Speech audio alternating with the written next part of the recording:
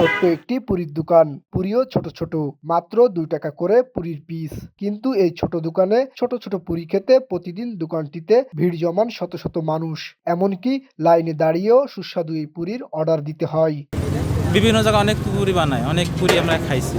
তার ভিতর মনে করেন তাদের পুরিতে মনে করেন আলু সেরকম ভালো হয় না, ময় মশলা ভালো না, সালাদ ভালো হয় না। কিন্তু তাদের আপনি খালি পুরি খাবেন, সালাদ খাওয়া লাগবে না। আপনি ১০০টা পুরি নর্মালি খেতে পারবেন, এরকম সুস্বাদু পুরি। আসলে এখানে আসলে পরে যদি রেডিমেড থাকার চান্স খুব কম, তবে আগে অ্যাডভান্স আপনার ওই লিস্ট করে রাখে কে কয়টা নেবে, তারপরে আর কি ভাজার পরে আর কি সেভাবে দেয়। আজকে আমার ফ্রেন্ড আসছে বরিশাল থেকে, তাকে আমি এখানে নিয়ে আসছি কারণ আমার পুরিটা আসলে পার্সোনালি পছন্দ হয় অনেক। খুলনার পার হাউস মোড়ের জেলা শিল্পকলা একাডেমি সংলগ্ন অবস্থিত দোকানটি গোলামের পুরীর দোকান নামেই সবার কাছে পরিচিত। দুপুর ৩টা থেকে রাত ১১টা পর্যন্ত দোকানটিতে পুরি বিক্রি হয়। ৪০ বছরের দোকানটিতে এখনো ৫-৬ জন কর্মচারী নিয়মিত নিরলস শ্রম দিয়ে যাচ্ছেন। তাদের চেষ্টায় ২ টাকা মূল্যমানের প্রায় ১০,০০০ পুরি তৈরি হয় প্রতিদিন দোকানটিতে। আমি আছি ৩০ বছর, এরকম বেতন পড়ে ১৬-১৭ হাজার টাকা।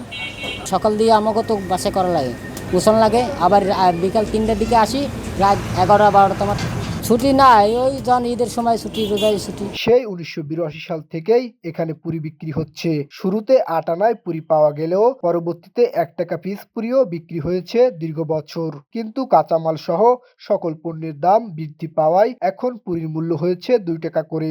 প্রায় ৩৮-৩৭ বছর জাতীয় পার্টির আমলে শুরু হয়েছে। ব্যবসা শুরু হয়েছে আমার চাচা দিয়ে, তার নামেই দোকান চলতেছে। আমি তো মনে করি তার কাছে ছোটোকালে দিয়ে কাজ করি, আর সেই হিসেবে আমি এখন বর্তমানে আছি। তা আমার হাতেই আছে প্রায় ৩৮-৩৭ বছর। এই জায়গায় একই জায়গায় আল্লাহবাক ব্যবসা করাচ্ছে, আর এই জায়গায় আছে। SM. Rubayet, voice of tiger.